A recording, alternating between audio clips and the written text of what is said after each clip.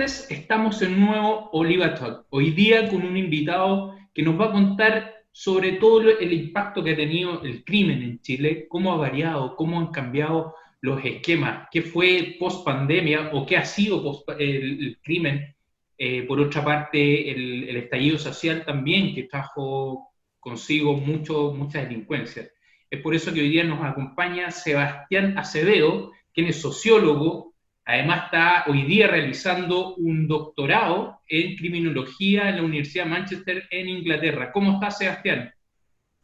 Muy bien, muchas gracias por la invitación y feliz de poder hablar estos temas tan comunes en los diarios, pero que se habla poco a veces desde la mirada de los números y desde una mirada un poco más técnica. Efectivamente. Así que vamos a estar haciendo un viaje ahí a conocer, a ver las cifras que también son tan necesarias para entender el fenómeno social. De Oliva nos acompaña nuevamente Felipe Rodríguez. ¿Cómo estás, Felipe? Hola, ¿qué tal, Rodrigo? Un gusto, Sebastián. Muchas gracias por acompañarnos. También mandamos un gran saludo afectuoso a todas las personas que nos siguen a través de las redes sociales. Un placer, Sebastián. Muchas gracias, Felipe, un gusto también. Oye, Sebastián, y para que vamos dando forma de inmediato a este conversatorio, cuéntanos un poquito, en Chile, ¿es Chile hoy día, desde esta mirada que puedes tener tú desde afuera? Muchas veces nos cuesta entenderlo cuando estamos dentro del país. ¿Es Chile un país desigual? Sí, si alguien pudiera caracterizar 5 palabras de Chile, seguro de esas top 5 va a existir desigualdad. El tema es desde cuándo está o cómo ha evolucionado y en qué nos afecta. La desigualdad en Chile no es un fenómeno reciente, un fenómeno histórico que siempre ha estado presente en nuestra sociedad desde la llegada de los españoles, pasando por los gobiernos más con gobiernos de los nacionales, y en el fondo lo que ha cambiado un poco es que las personas de menos ingresos, es decir, los pobres, son menos pobres, pero la brecha y la distancia entre los pobres y los ricos es relativamente la misma. Entonces, un gráfico importante para ver es que si uno ve cómo ha bajado la pobreza, medida por la encuesta que hacen desde los años 90, que uno puede discutir si los datos son válidos o no, ese es otro tema, pero ha bajado sustantivamente. Pero cuando uno ve ese mismo gráfico que yo lo hice para mi tesis doctoral, ese mismo gráfico en términos del Gini, que es un indicador que mide la desigualdad, eso ha permanecido relativamente constante. Ha bajado, pero ha bajado muy poco. Por lo tanto, Chile, a ojos del mundo, es un país, obviamente todo esto en pre-estallido social, que ahí cambió la perspectiva, pero era un país exitoso desde los ojos del mundo. eh, Posee los mejores indicadores de América Latina. Sí, la fama de Chile tampoco es un invento solo de los políticos. Eh, en Chile existe el mejor indicador de índice de desarrollo humano. El PIB per cápita es uno de los más grandes, uno de los más altos en América Latina. Hay un indicador internacional que es el índice mundial de paz, que también posiciona a Chile como uno de los países más pacíficos, insisto, todo esto pre-estallido Estallido social. social. De hecho, mi tesis parte con eso, como para presentarle a la gente acá en Inglaterra y Europa, Chile, un país como relativamente exitoso. Pero ¿qué esconde esos indicadores? Los indicadores son promedios nacionales. Y en términos estadísticos, los promedios son dictaduras, las dictaduras del promedio. Porque si uno abre esos promedios, uno va a encontrar distintas realidades. En Nicanor Parra, por ahí decía, no me acuerdo bien la frase, pero en el fondo, si uno más cero, no me acuerdo específicamente la frase, pero indica que en el fondo pueden haber unos muy ricos, muy pobres, y el promedio va a ser el medio de los dos. Entonces, cuando uno abre esos promedios nacionales, va a encontrar muchas realidades. Y ese es el problema de Chile, porque pese a todos esos indicadores que lo posicionan en un lugar privilegiado en América Latina, cuando uno ve el índice de Gini, la cual, como te mencionaba, mide la desigualdad, Chile está igual que los países africanos, está entre los países top 10 de los más desiguales del mundo, y por lo tanto toda esa caracterización que los distintos gobiernos de las distintas orientaciones políticas han vendido la imagen de Chile al mundo, tiembla con este indicador de desigualdad. Entonces, en resumen, es un rasgo característico de nuestro país. Debemos reconocer que hay menos pobreza que antes, pero la distancia entre los pobres y los ricos ha permanecido igual.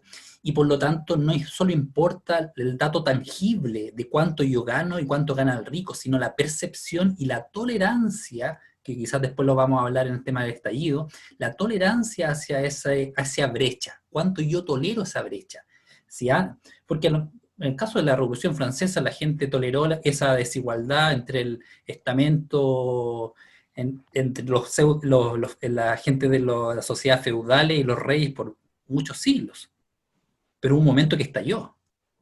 Entonces, y desde ahí cambió, de ahí parte la República de Francia. Y es muy difícil pensar Francia desde antes de la Revolución Francesa. Por lo tanto, la tolerancia a esa desigualdad es sumamente importante al momento de discutir, no solo los números. Ok. Sebastián, hablando un poquito de la delincuencia, y como para poder ir definiendo bien, porque muchos de los conceptos que se utilizan en distintas disciplinas son muy tergiversados cuando se utilizan en el lenguaje cotidiano. Por lo tanto, te quería preguntar si nos puedes definir lo que es un delito y cuáles son los delitos que nos afectan a nosotros como país. Bueno, pueden haber distintas definiciones de delitos. La primera es la jurídica. Yo no soy abogado, yo soy sociólogo de profesión. Pero obviamente la jurídica tiene que ver con el quebramiento de la ley, la violación de alguna ley determinada. Pero más interesante aún es definir los marcos sociales que definen lo que es delito y que no. Porque lo que antes era delito, hoy día no es delito, o viceversa. Y eso es sumamente complejo, porque por mucho tiempo se concibió el derecho como algo universal, casi como el derecho divino, en términos de que no se podía cuestionar, de que en el fondo lo que emana desde la ley es lo que realmente es. Por lo tanto, por ejemplo, el tema, pongámoslo un ejemplo concreto, la violencia intrafamiliar, por mucho tiempo fue legitimada, era parte de la estructura cultural, obviamente dominada por una visión patriarcal, pero que en los últimos 10 o 20 años se ha tipificado también, ha aumentado las penas por ese delito, y en el fondo lo que antes era permitido, hoy día es castigado penalmente. Por lo tanto, cuando uno define lo que es delito, está bien, vamos al Código Penal, pero también los marcos sociales y además que también quienes definen los delitos. Porque uno de los problemas desde una criminología más crítica es que en palabras muy simples, y una de las cosas más bellas e interesantes tanto de la criminología como de la sociología, que son los ámbitos que yo me manejo, es que todo viene también desde el sentido común. Todo lo que yo te diga va a ser muy desde el sentido común. Lo que pasa es que yo le voy a colocar números, le voy a dar un contexto. Pero no es necesario estudiar sociología o criminología para entender lo que estoy hablando. O sea, la gente es víctima del delito y la gente entiende que hay desigualdad. Entonces, con respecto al delito, es importante señalar que hay que concebirlo como quienes definen los delitos, y en Chile, como en muchos países desiguales, los que van a la cárcel son los pobres. Entonces, por lo tanto, no es un neutral quien va a la cárcel. Ya hemos visto, ya parece, algo veo de la televisión chilena, que despertó la conciencia el diferente trato hacia este hijo de la Raquel Alcandoña, que es algo casi un chiste, pero en el fondo evidencia también los distintos tipos de trato, porque en el fondo, según la clase social que tú tengas, no solo va a definir la ley, sino el tipo de trato, el tipo de juez, no tipo de juez, porque se supone que el juez es neutro, pero el abogado que vas a conseguir y por lo tanto la pena que va a alcanzar.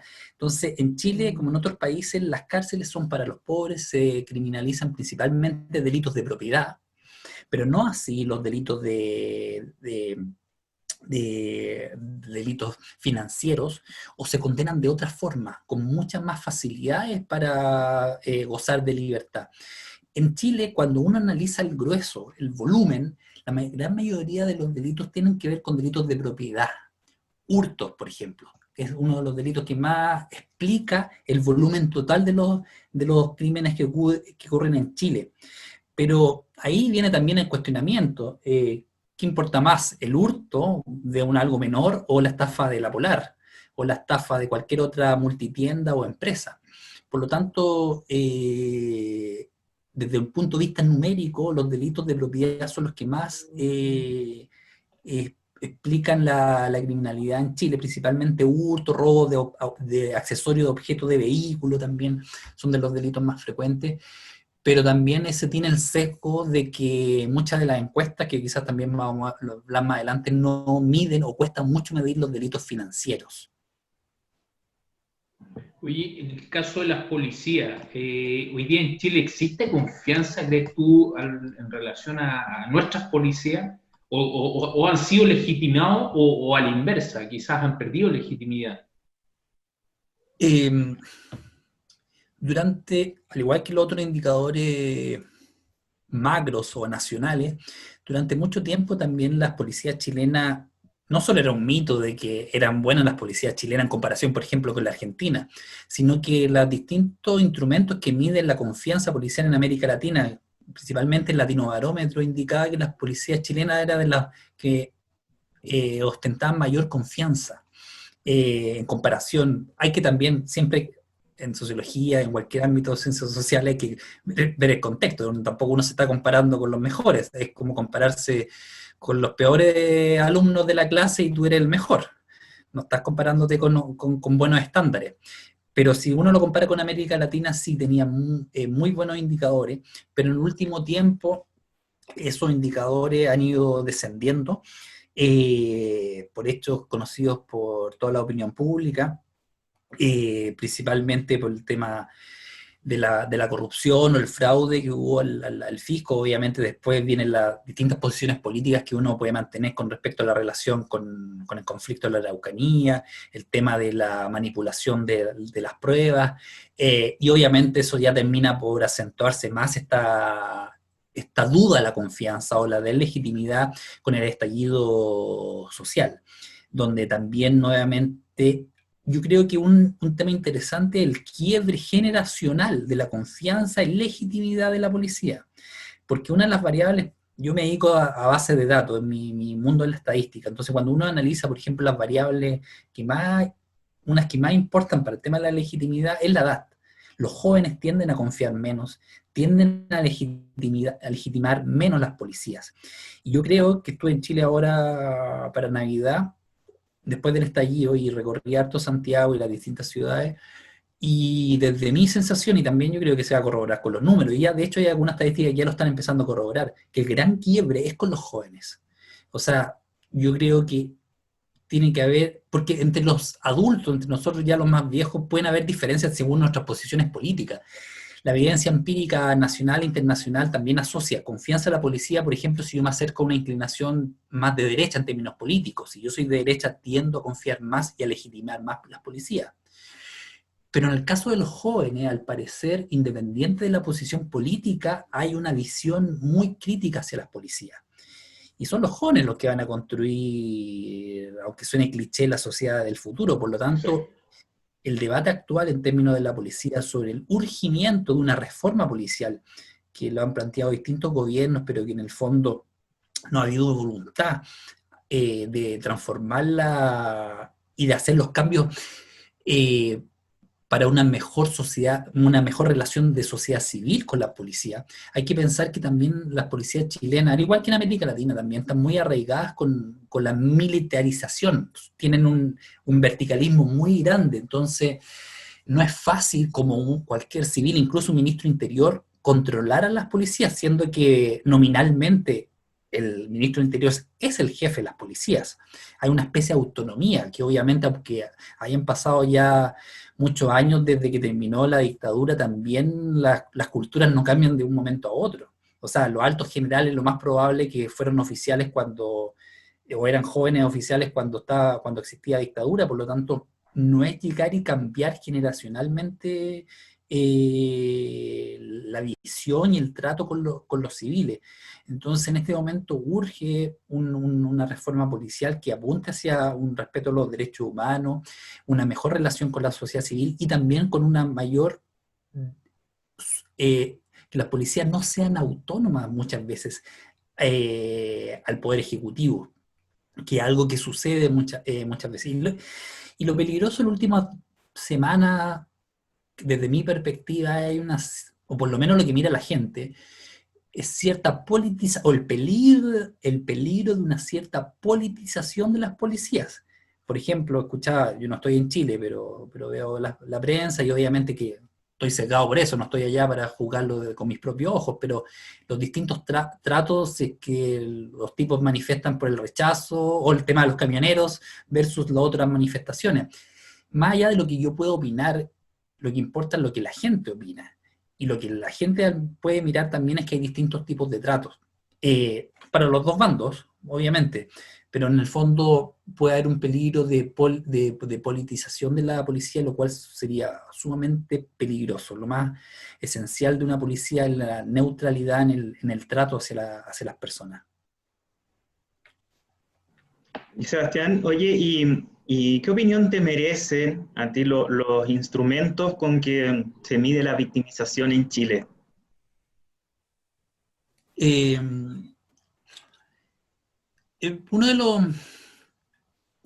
creo que la primera, más que hipótesis, el primer principio, cuando uno se introduce en el tema de medir la delincuencia, es que uno nunca la va a poder medir en forma total. Es un cosmos gigante de delitos y cosas que ocurren, que los instrumentos tratan de ser como una especie de telescopio, microscopio, que trata de acercarse, pero que no alcanza a medir completamente. Los dos principales instrumentos para medir la delincuencia, para la gente que nos está escuchando, que no conocen un poco quizás estos temas, son las denuncias. Cuando uno realiza una denuncia, uno es víctima de un delito y va a hacer la denuncia, y las encuestas de victimización, en la cual se les pregunta a la gente, independiente si ha sido víctima o no de delito, se acerca. Voy a, no sé, a Rancagua, en Santiago, voy a una cuadra determinada que elegí al azar con toda la estrategia de diseño muestral de la encuesta, pregunto a esa persona si ha sido víctima o no de la delincuencia, es víctima o no de un delito. Pero yo no sé si ha sido víctima o no. Entonces es una encuesta representativa que permite estimar el real número de delitos que ocurren en Chile. Porque ¿qué es lo que sucede? Que también es parte del sentido común. No todas las personas denuncian. Es más, solo un 40% de los delitos son denunciados. Un 40% de los delitos son denunciados en Chile. Es decir, hay un 60% de lo que se llama también en el sentido común la cifra negra. Y esto es importante rescatar porque la gente más pobre, de menos ingresos, confía menos en las policías y por lo tanto denuncia menos. Entonces lo que conocemos los delitos a través de las denuncias, conocemos una parte nomás, que es como una especie de iceberg. Entonces la punta nomás la conocemos, pero por debajo existe todos los delitos que no se denuncian. Entonces las encuestas de victimización son sumamente importantes para estimar de alguna forma un número más cercano a la realidad. La última, si es que la memoria no me falla, la última encuesta de victimización dice que alrededor del 25% de los hogares en Chile ha sido víctima de algún delito, principalmente delitos de propiedad. Es decir, 1 de cada 4 hogares ha sido durante el último año víctima de un delito. Pero como les decía en un principio, las encuestas de victimización han estado principalmente enfocadas a delitos de propiedad. Igual ahora se miden delitos cibernéticos, algunos delitos económicos, pero no delitos, por ejemplo, víctimas de delitos financieros, de cuello y corbata, por ejemplo, porque es muy difícil medir, o sea, cómo medir el número de víctimas de la Polar, a diferencias de cómo son las encuestas. ¿Usted ha sido víctima de un hurto, sí o no? ¿Robo con violencia, sí o no? ¿Robo con fuerza a la vivienda, sí o no? Entonces, yo creo que, bueno, es un tema para dejarlo a la discusión, pero hacia eso, y también yo creo que podría derivar el tema de la desigualdad y el estallido social, a tener más conciencia de esos tipos de delitos, porque hasta el momento lo que se ha hecho en Chile y en muchos países del mundo, no es un tema chileno nomás, es la criminalización de la pobreza. De hecho, en Estados Unidos, que el ejemplo más gráfico, con el caso de este chico que murió hace algunos meses, es que en el fondo las cárceles están diseñadas para un tipo de raza, principalmente en Estados Unidos. En Chile no lleguemos quizás a la raza, sí, podemos discutir el tema mapuche o no, que no es mi tema el tema de la raza, pero no como en Estados Unidos, que la mayoría, una parte importante son personas de color, y una especie de nueva esclavitud. O sea, se abolió la esclavitud hace 150 años por Abraham Lincoln, pero sigue permanente bajo otro esquema. Es decir, no existe libertad en teoría, pero de alguna forma la gente, si tú cometes un delito, te puedes ir a la cárcel. Y los estudios más cualitativos de la cárcel señalan que las personas que son infractores de ley muchas veces viven en tanta miseria en la vida real que cometer un delito o vivir en la cárcel tampoco les cambia mucho la vida. Al menos tienen la ración de comida diaria, que también de un punto de vista más conservador, la gente lo que más reclama ahora es cuánto salen los presos mensualmente, que creo que es 700.000 pesos, ya hacer como el análisis costo-beneficio. Que es válido también, si todas las opiniones son válidas, pero también uno no... Hay que introducirse más en el tema y ver los contextos que desencadenan eso. La gran mayoría de las personas que están presas en Chile y en otros países también, los padres estuvieron presos o sus abuelos estuvieron presos.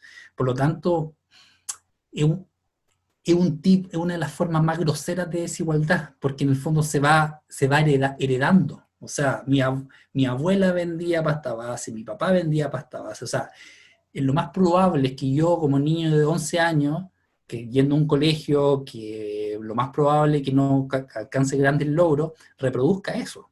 Obviamente está la excepción, y hay muchas excepciones, y la gran mayoría quizás son las excepciones, pero desde un punto de vista sociológico es fácil predecir, al igual que un hijo de un empresario es fácil predecir que va a ser empresario, pero no es un mérito de él en sí, sino que ya nació con un capital ya fijo, o sea, su primera empresita o primer emprendimiento ya cuenta con un capital que a lo mejor las personas de 50 años quisieran partir con ese monto.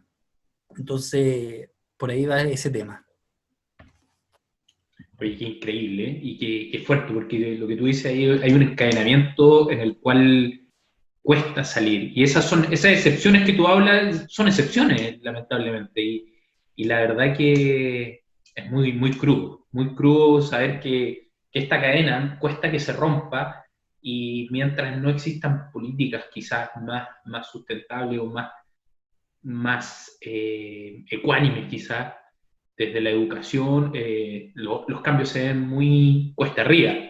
Hoy en el caso de los efectos potenciales que puede generar la pandemia en términos de violencia, tanto en el mundo como en Chile, ¿cuál crees tú que puedan ser estos efectos? Ya vemos que hay un ecosistema hoy día que está como efervesciente. Me siento más allá de lo que es la crisis social nuestra, lo que está pasando en Estados Unidos, como tú decías, con el caso de George Floyd.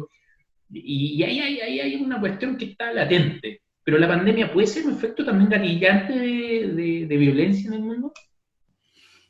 Mira, los primeros estudios, por lo menos en Estados Unidos y en Inglaterra, apuntan de que hay un descenso general de la pandemia. O sea, perdón, que el efecto de la pandemia es un descenso general de los delitos. Entonces, por ejemplo, en el caso de Inglaterra descendieron casi todos los robos por un asunto más o menos obvio. Cuando uno analiza cómo se producen los delitos, de cualquier tipo de delito, pero pensemos el robo, que es más fácil de dar el ejemplo. No solo hay una causa social de la persona que está robando porque tiene esta necesidad, o que creció en un hogar que la persona robaba, que en el fondo las causas personales, sino que también se tiene que dar un contexto. Tiene que haber una víctima y tiene que haber una falta de un vigilante. Entonces, si hay hay un delincuente, hay una víctima y una falta de vigilancia, este triángulo, que lo explican algunas teorías criminológicas, dan la condición perfecta para que ocurra un delito. Entonces lo que pasa con la pandemia es que por lo menos los delitos que se llaman de oportunidad han disminuido. Un asunto más o menos lógico, anda menos gente en la calle, por lo menos en el caso de Chile entiendo que están los militares controlando el orden público, pero eso indica, por lo menos en el caso de Inglaterra, que ha bajado los delitos, los robos, pero han aumentado los delitos de droga, ellos han señalado, principalmente el tema del tráfico. También yo no soy especialista en el tema de adicciones, pero también esta especie de encierro también puede generar una mayor sensación de necesidad de tipos de drogas. Ahí los psicólogos sabrán más que yo, los psicólogos expertos en adicciones, que genera también la necesidad de mayor demanda y por lo tanto también una mayor oferta, bajo otras modalidades. Obviamente no la persona parada en la esquina, sino bajo la chapa del Uber Eats o de cualquier otra especie de envío. En el caso de Estados Unidos también ha descendido, pero una de las cosas que le llama la atención a los expertos en Estados Unidos es que han disminuido en general los delitos, pero han aumentado los homicidios.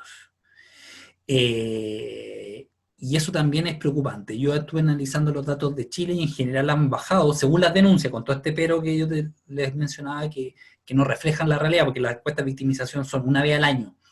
Entonces no pueden medir todos los meses, porque sale una sola vez al año la encuesta. Entonces lo que utilizan durante el resto del año son las denuncias.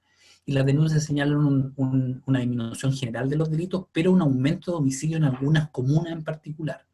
Entonces, resumiendo, pueden bajar los robos, pero hay que poner mucha atención en que ciertos delitos violentos pueden aumentar.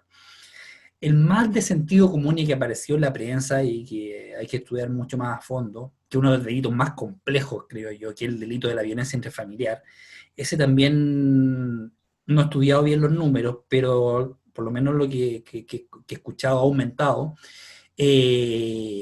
porque la situación da para ese tipo de delitos. Entonces sí, hay menos robos, pero se puede decir que hay más violencia, y sí, hay más homicidios, pero también más violencia al interior de los hogares.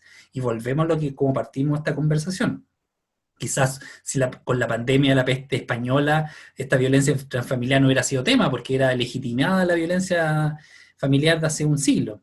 Por lo tanto, y quizás en un siglo más ni siquiera se le va a poder gritar o decir una palabra fuerte a los niños, como ya pasa en los países nórdicos principalmente, que la protección de los niños es tan fuerte que casi les quitan al menor descuido, el Estado le quita a los padres, a lo más la República de Platón, donde el principal educador de los niños debiera ser el Estado, asumiendo de que el verdadero que los puede cuidar de verdad. Entonces, para las personas que nos escuchan ahí, siempre hay que pensar también que las definiciones de los delitos van cambiando con el tiempo y que en el fondo hoy en día el acento debiera estar en la violencia intrafamiliar, que te insisto, es uno de los delitos más complejos. Cuando uno conversa con fiscales, con gente que está ahí en la calle, yo lo veo de los números, más desde la estadística, pero las personas que están ahí en la calle es sumamente complejo porque existe mucha dificultad en el seguimiento de las víctimas, en las medidas cautelares, pero también en que, a diferencia de un homicidio o a diferencia de un robo, hay una relación entre la víctima y el victimario. Y eso es muy complejo, porque en el fondo la víctima se puede arrepentir también. O pueden cambiar las circunstancias, o hay niños de por medio.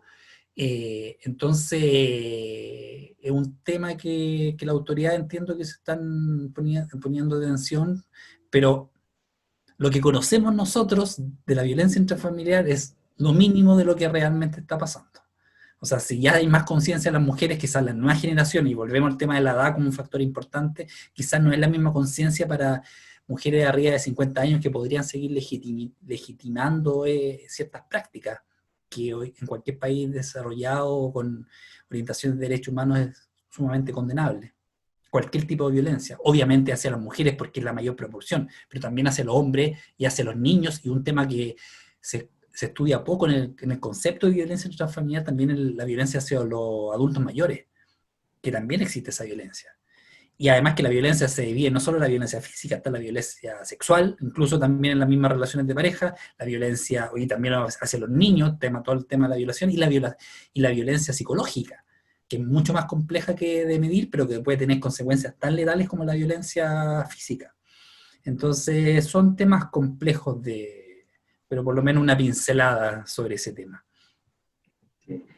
Ok, Sebastián, gracias. Oye, y respecto al estallido social, sabemos que tú vives en Inglaterra hace un par de años por tu estudio, pero también entendemos que estás completamente enterado de ese acontecer. Entonces te queríamos preguntar que luego de ese estallido social que se vivió en Chile durante el año pasado, ¿crees tú que se integraron nuevos focos de delincuencia? Y volvemos al inicio, ¿qué es delincuencia? ¿O cómo lo definimos? ¿Qué es el orden público? O sea, el orden público es dejar a los camioneros que tengan la carretera, ahí no se viola el orden público, pero se viola con otras manifestaciones menores.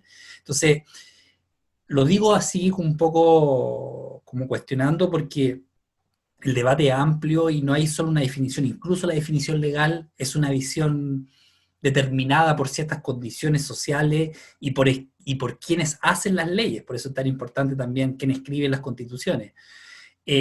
No son neutros, no existen leyes neutras. De hecho, para poner solo un segundo de historia, Karl Marx, fue el primero en sospechar sobre las bondades de la Revolución Francesa, porque la Revolución Francesa, que fue el gran fenómeno que desencadenó obviamente después toda la revolución independentista de América Latina, prometía libertad, fraternidad, pero Marx decía en el fondo la libertad de quiénes son los líderes. ¿Quiénes son los líderes? Los que hicieron la revolución, que en ese caso fueron una revolución burguesa, no fue una revolución proletaria. Entonces, en el fondo, la definición de los delitos, y vuelvo al tema de tu pregunta, va a depender también de quiénes los definen. Obviamente que hay una situación compleja en Chile por el tema del estallido. Lo principal es el mantener el orden público para los distintos tipos de manifestaciones, pero hay de los dos lados. O sea, uno puede decir y puede considerar que sí, Plaza Italia ya no es lo mismo de siempre. Bueno, quizás ahora con la pandemia volvió a ser un poco lo que era antes, pero quizás va a volver a ser lo que fue en octubre de 2019. Y ocurrieron fenómenos de desórdenes, pero también hubo delitos, y de hecho están surgiendo los primeros casos de imputados, de la policías imputados en temas de bala, el caso de este chico que quedó ciego. Por lo tanto, hay mayor violencia, y lo definiría como hay mayor violencia. Y hay mayor violencia de los dos lados, si se quiere, entre el mantener el orden público que resguarda el Estado y bajo un gobierno específico, pero también hay una manifestación, hay distintos tipos de manifestaciones, pero hay un extremo de la manifestación un poco más violenta que genera también este ambiente. Y a mí lo que me pasa, que a mí me gusta mucho la historia, y yo creo que el octubre de 2019 es un fenómeno muy histórico, y estamos muy encima ahora para analizarlo con neutralidad. O sea, como que cuando uno opina también desde lo que uno piensa o políticamente, pero no hay una distancia suficiente para analizarlo con una neutralidad, como sí podría analizar, incluso hasta uno podría decir que el quiebre de la democracia en el 73, también no hay distancia suficiente para analizar, pero yo creo que hay un poco más de madurez en las causas que llevaron a ese fenómeno.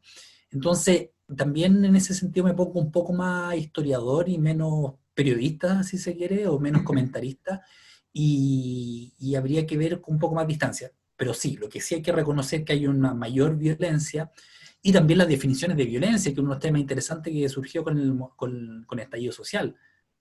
No solo es violencia tirar piedras hacia la policía, también es violencia la desigualdad. No es el mismo tipo de violencia, y ahí vuelvo de nuevo al tema de las definiciones, porque los delitos económicos no se castigan de la misma forma que los delitos hacia la propiedad o los delitos de desórdenes sociales en la vía pública. Por lo tanto, ahí es bien... es debatible, y yo espero también que el concepto de violencia sea mucho más amplio, mucho más multidimensional, que la violencia también sea por ejemplo, cuando hace unos 5 o 10 años, cuando daban este cheque en blanco, cuando uno me parece que si tenía un accidente tenía que entrar a una clínica y tenía que dejar un cheque en blanco, Sí, y sí. si no, no podía entrar. Eso también es un tipo de violencia. ¿Para qué decir los casos más típicos como el caso de la Polar, o el caso de carrera, los créditos universitarios con tasas de interés como de banco? ¿Para qué decir que la ganancia de la AFP la repartimos todos, pero las pérdidas las paga el trabajador? Y un montón de cosas que suenan un poco políticas. Nadie es neutro políticamente, ni yo ni usted, pero también lo que más uno puede hacer es abrir el concepto de lo que entendemos por violencia. Perfecto. Oye, Sebastián, no, ha sido increíble digamos, la visión, y en el fondo es lo que necesitamos, y tal como lo decías tú en principio, un país que se veía como uno de los más exitosos, pero también tenía que ver con quién nos estábamos comparando. Y esa desigualdad que es muy profunda en el fondo, esa brecha en la cual tú señalabas, es un trabajo importante que van a tener los próximos gobiernos para poder encauzar y hacer que esta brecha se disminuya ojalá, de manera rápida. Sabemos que queremos, y hay mucha intención en tener un país mucho más solidario. Uno de los conceptos que hoy día nosotros promovemos como consultores es precisamente de llevar una visión colaborativa.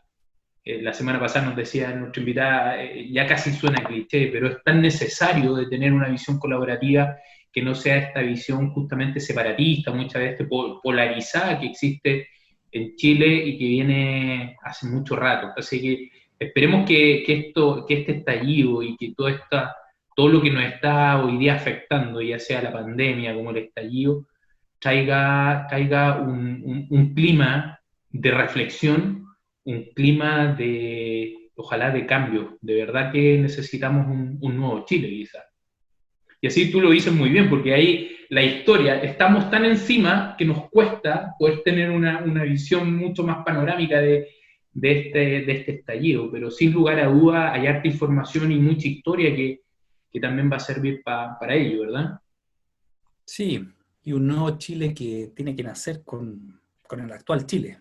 Ese es el Sí, tema. claro. Para que Sí, claro. no sea solo una frase de acuerdo de las 2 de la mañana en el Congreso, una frase Sí, claro. para la prensa, sino que tiene que nacer con los chilenos que hay ahora, con los que están tomando las decisiones ahora. O sea, no solo con los que están tomando decisiones, sino también, obviamente, con personas que no están tomando las decisiones, que es parte también del problema. Ampliar también una mayor horizontalidad del poder, y principalmente para temas de decisiones de carácter de políticas públicas, política en general. Y sí, insisto, está muy reciente, todos queremos que las cosas sean para mejor, cada uno tendrá sus diferentes definiciones, que es lo mejor, Es lo mejor. pero sí hay algo que yo creo que hay un acuerdo transversal, es que sí estábamos en problemas, y sí no era el país, no era el jardín del Edén, por lo menos no el jardín del Edén de, de, de que nos venden la macroeconomía. Hasta Coco de Legrand tira unos chistes que en macroeconomía estamos súper bien, pero en la microeconomía estamos muy mal. O sea, no, te insisto, parte de la belleza de la ciencia, del conocimiento, es que se nutre del sentido común. Por lo tanto, incluso los muchos mejores sociólogos son los humoristas. En el fondo son pura radiografía, y la gente se ríe en el Festival de Viñas, 20.000 personas, porque todos entienden el problema. O sea, Bumbofica, cuando habla este tema de la tarjeta, que le van cobrando interés en distintas circunstancias, esa Efectivamente. es sociología pura. Y en el fondo también no es un chiste neutro. En el fondo el tipo está haciendo una crítica, lo que pasa es que uno se ríe. Por lo tanto, también lo que viene ya se parte una base de la necesidad de un cambio. Habrá que ver si estamos a la altura, tanto las autoridades también como las personas que vamos a votar, independientemente de las posiciones que uno tiene, de intentar hacer algo diferente, porque hasta el momento le ha ido bien más, en general a hartas personas, le ha ido más bien a algunas que a otras, pero nos queda mucho más. Y las pandemias muestran lo débil que estábamos en muchos ámbitos.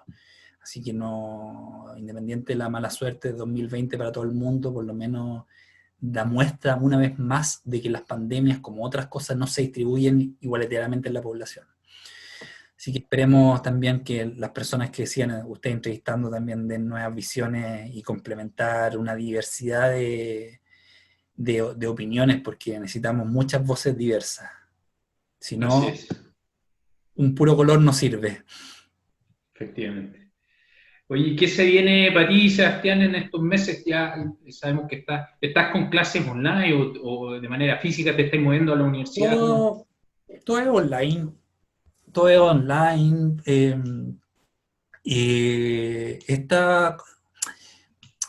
En el fondo, este año transformó la vida para todas las personas, estudiantes, trabajadores, y yo creo que hay un sociólogo que se llama Ulrich Beck, que es alemán, que escribió hace muchos años, 20 años atrás, un libro que se llama La sociedad del riesgo, donde colocaba que la incertidumbre era el principal elemento que definía la vida de los humanos.